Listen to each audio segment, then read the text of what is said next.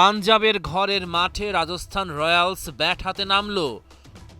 Open করতে এসে জয়সওয়াল যেন এক গীতিকার। প্রথম অধ্যায় শুরু করলেন শান্ত স্থির ঢঙে। আগের 3 ম্যাচে মাত্র 34 রান। সমালোচনা হাওয়ার মতো চারপাশে, কিন্তু পাঞ্জাব কিংসের বিপক্ষে তিনি নামলেন জবাব লিখতে। শুরুটা করলেন সাবধানে, বুঝে শুনে। পাওয়ার প্লেতে রাজস্থানের বোর্ডে কোনো উইকেট না হারিয়ে 53 রান। কাপ্তান সঞ্জু স্যামসন রেখেছেন ভালো অবদান।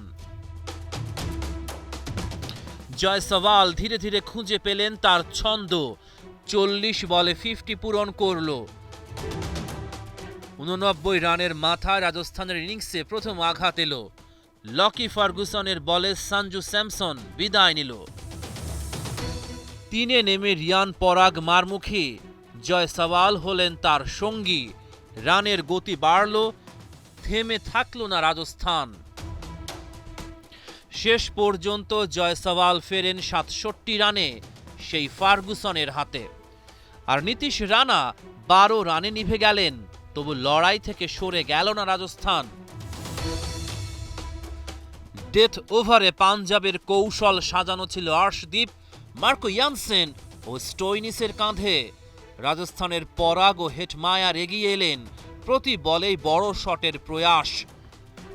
পাঞ্জাবের ফিল্ডিং লিখল এক বেদনাদায়ক অধ্যায়। 2টা ক্যাচ পড়ে গেল, সুযোগ হাতছাড়া হলো। রাজস্থানের ভাগ্য খুলে গেল। সময় গড়ালো, পরাগের ব্যাট কথা বলতে শুরু করলো। হেটমায়ার ফিরে গেলেন 20 রানে, কিন্তু পরাগ রাজপুত্রের মতো অপরাজেয়। সঙ্গী হলেন ধ্রুব জুরেল। আর স্কোরবোর্ডে 20 ওভারে 4 উইকেটে 205 রান। 25 বলে অপরাজিত 43 রান পরাগের ব্যাটে। চণ্ডীগড়ের মাঠে প্রথমবার আইপিএল পেরোল 200। ইতিহাসের পাতায় নতুন ছাপ রাজস্থান রয়্যালসের রাজসিক কীর্তি। পাঞ্জাবের সামনে চ্যালেঞ্জ, জয়ের হ্যাট্রিক করতে হলে তাড়া করতে হবে সর্বাধিক রান। পরিসংখ্যান বলছে এখানে রান তাড়া কঠিন। প্রথম বলেই পাঞ্জাব প্রিয়াংশ আরিয়ার উইকেট হারালো। প্রথম ওভারেই জফরা আর্চার জোড়া আঘাত হানল। প্রিয়াংশের পর পাঞ্জাবের কাপ্তান শ্রেয়াস আইয়ারের উইকেট শিকার করল। মার্কাস স্টোইনিস ও প্রভসিমরন সিংও প্রীতি জিন্তাকে হতাশ করল। 43 রানেই পাঞ্জাবের 4 উইকেট কাটা। নেহাল ওয়াধেরা আর ম্যাক্সওয়েল ছাড়া আর কেউই বলার মতো কিছু করতে পারেননি।